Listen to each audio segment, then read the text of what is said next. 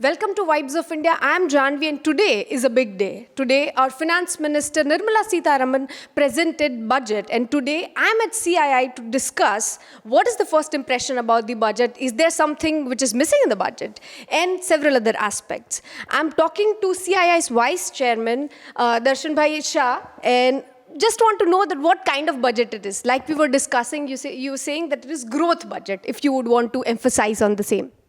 Yeah, so I believe that this budget is visionary in the sense that, the finance minister clearly announced that this is the first budget for Amrit Kal.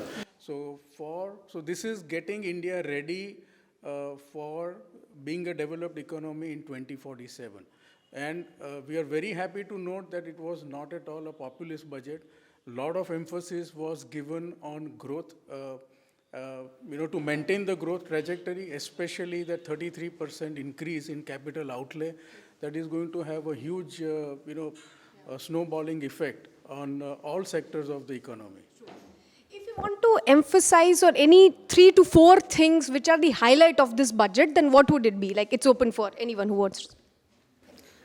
I would say it's a responsible budget, not a populist budget, number one. Number two, it's a visionary in the sense that for a change now we have a government which has successfully shown that it's thinking the long term. It's thinking of 25 years and then taking steps so that how do we get to that target in 25 years rather than just thinking of the next election or next year or next, whatever it is. So fortunately now we have a government in place which is thinking long term, because at the end of the day, any industry, whether you're putting up a small industry or a large industry, you need a 5-year, 10-year, 15-year roadmap before you actually set up the industry, because the first 2-3 years, so you're obviously going to make a loss by the time you set up your factory and actually get into the market.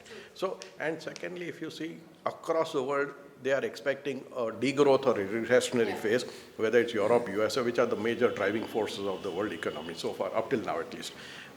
Fortunately, the government is investing in promoting domestic consumption, which has been our growth story. So, in terms of the budget, what the government has done by reducing the tax rates, they're putting more disposable income in the hands of the fixed income group, which is the bulk of the consumer industry in that sense. So the finance minister is keeping our consumption story and consumption engine alive in that sense. So it's a direct impetus to all industries. He may prefer to buy an iPhone, you may prefer to buy something else, he may prefer to buy something else, So it spreads the whole prosperity around to all industries and to all consumers in that sense.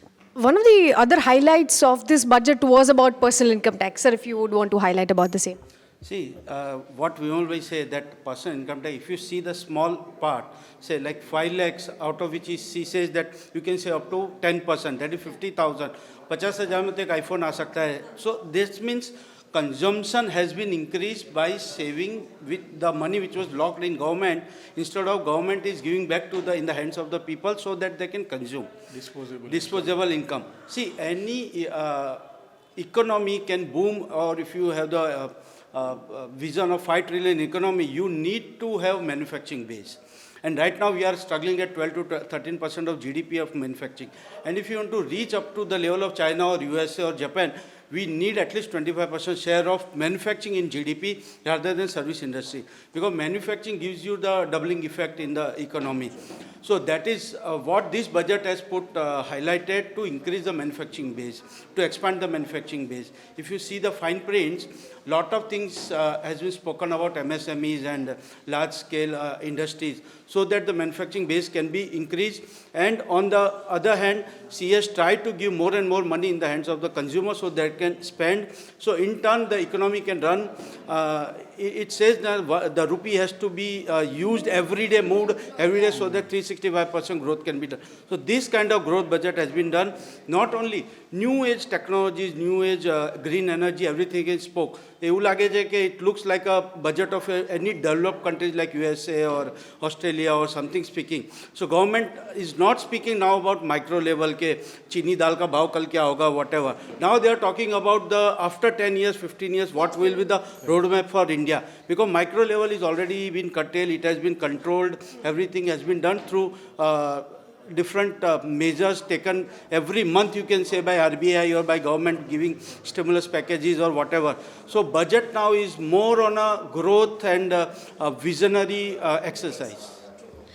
I just wanted to add to what Vimal bhai said. So the three things which you asked. So first is the consumption story intact. Second, to my mind, is the clear message to the global community that India is on a very responsible growth. So macroeconomic story by making sure that the fiscal deficit is reduced even next year, despite coming out of COVID and despite such a large capex capital outlay. So that gives a message and that we are a responsible nation, a growing nation, fastest growing large economy. But at the same time, this would attract a lot of foreign investments also, because they see India as a rock solid, stable in the coming years. Second is the measures related to EODB. Many ease of doing business measures which were announced. And the last thing which I want to say, you could see from the budget, or you can understand from the budget, a lot of emphasis was given to technology in general. Whether it's AI, whether it's drones. So government is very clear is that they want to use and promote technology to solve problems, whether it's governance-related problems or whether it's problems for urban development, urban governance, etc.